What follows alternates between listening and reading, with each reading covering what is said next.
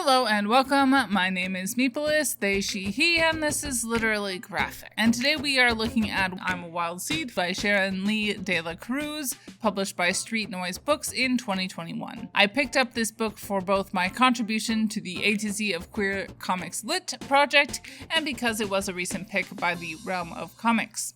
Not rated, but shelved with the adult graphic novel section by my library. Content notes for discussion of racism, sexism, transphobia, and homophobia. Not part of my last Black Comics TBR, Sharon de la Cruz is a Black woman, so I will be making a recommendation here for another piece of Black media. Usually I highlight other YouTubers, but today I decided to go with a movie directed by Julius Onah, the director of the upcoming Captain America: New World Order movie, featuring Anthony Mackie as the next Captain America. Anyway, back in 2019, his movie Luce came out, and it was pretty interesting. Quote, a star athlete and top student, Luce's idealized image is challenged by one of his teachers when his unsettling views on political violence come to light, putting a strain on family bonds while igniting intense debate on race and identity. End quote.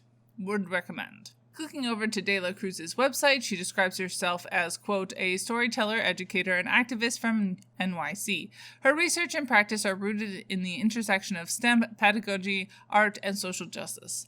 Thanks to comic storytelling, she landed in the Tin House Summer Workshop and created her first graphic novel memoir, I'm a Wild Seed. De La Cruz received her master's from NYU's Interactive Telecommunications program, is the recipient of a Fulbright Fellowship, Processing Foundation Fellowship, a TED residency, and is a 2021-22 Red Burns Teaching Fellow at ITP NYU. She currently serves as Director of Sustainability at The Point CDC, a nonprofit dedicated to youth development and the cultural and economic revitalization of the Hunts Point section of the Bronx.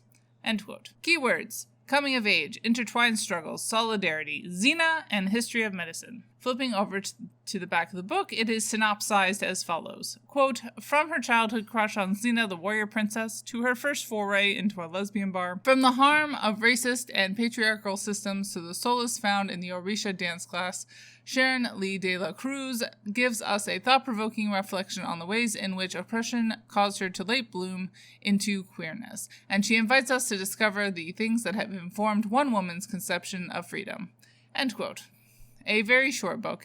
It felt both oversized and undersized at the same time, which, considering the small width and height of the book, makes a lot of sense, since you would not want to leave people squinting at the page, so everything seems a bit oversized. A very short book, there is a temptation to want more, but overextending things is not helpful either.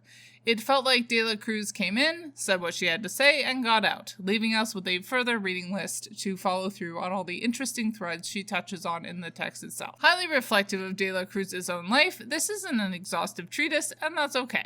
With the diversity of queer comics on the market, this will scratch a lot of people's itch for highly personal introductions to stuff like intersectionality and self/community actualization. As I tend to say with these highly focused nonfiction comics, we are a bit limited by the identities that the author personally embodies. But since intersectionality and solidarity is clearly at the front of her mind, I'm a Wild Seed is less one note than other memoirs I have read. The safety of Black trans women is really important to Sharon, who talks about her romantic relationships with men, women, and non-binary people. Race and culture, where she lives, and where her family is from are all important things that De La Cruz touches on in I'm a Wild Seed. The way racism impacts health outcomes is also explored here and there. Focusing so closely on marginalized people, a lot of working class and poor people are highlighted. A fun and interesting read with a lot to offer. I'll be rating I'm a Wild Seed 5 out of 5 stars, and I'm happy I finally picked this one up. Bye y'all, keep reading an organized and capitalist oppression.